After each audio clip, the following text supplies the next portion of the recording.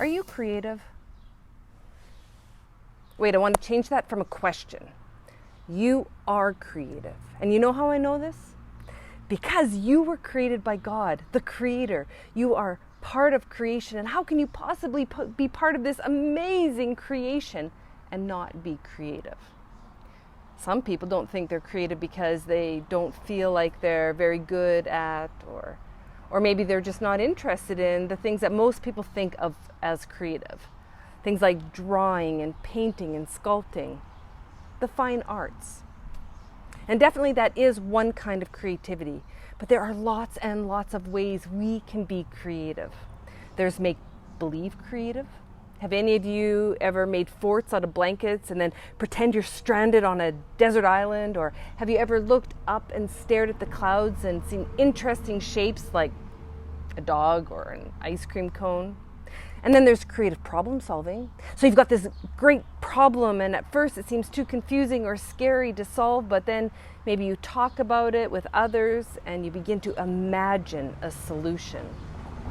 That's creative. In fact, there's so much creativity that comes from using our imaginations. Sometimes it's called daydreaming, wondering about how something might work or how we might make something happen. Daydreaming and imagining is wonderful. But to be honest, I think too many of us stop there. We imagine these amazing things for ourselves and for the people we love and for the world. But then something happens between the imagining part and the making it happen part.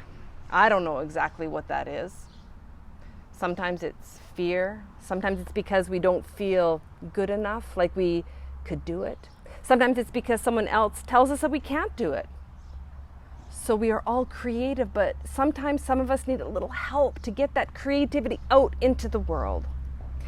Here's how I think about my own creativity. It's actually more of an image than a thought. But my creativity is like this swirling ball of color that's right here. It's all of these rainbow colors of creativity, and the more I use my imagination to dream things I could do, the bigger the colors, the brighter the colors get. That's why it's so important for us to take time to imagine. And these colors are so bright and beautiful that I really shouldn't keep them to myself, because creativity is a gift from God. We have the ability to be creative because we were creative, and creativity is meant to be shared, because my creativity might help inspire your creativity, and your creativity might help inspire someone else's creativity, and pretty soon the colors that live inside all of us are just busting out here and there, and soon we have this beautiful rainbow of colors swirling about everywhere. We have the ability to put our creativity into everything we do. Creativity isn't just for play. We can use our creativity in school or in work. We can even put our creativity into our chores. Seriously, you can. Can you imagine how much different a chore would feel if you did it with creativity? And out of creativity comes passion. And passion means that you're doing something with enthusiasm and excitement. And that's what it's like to live God's love. You hear me say that a lot. But living God's love is taking those amazing gifts that God has given us and sharing them with others.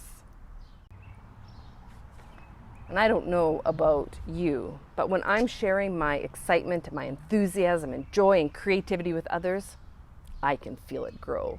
It really is something that grows the more we give it away.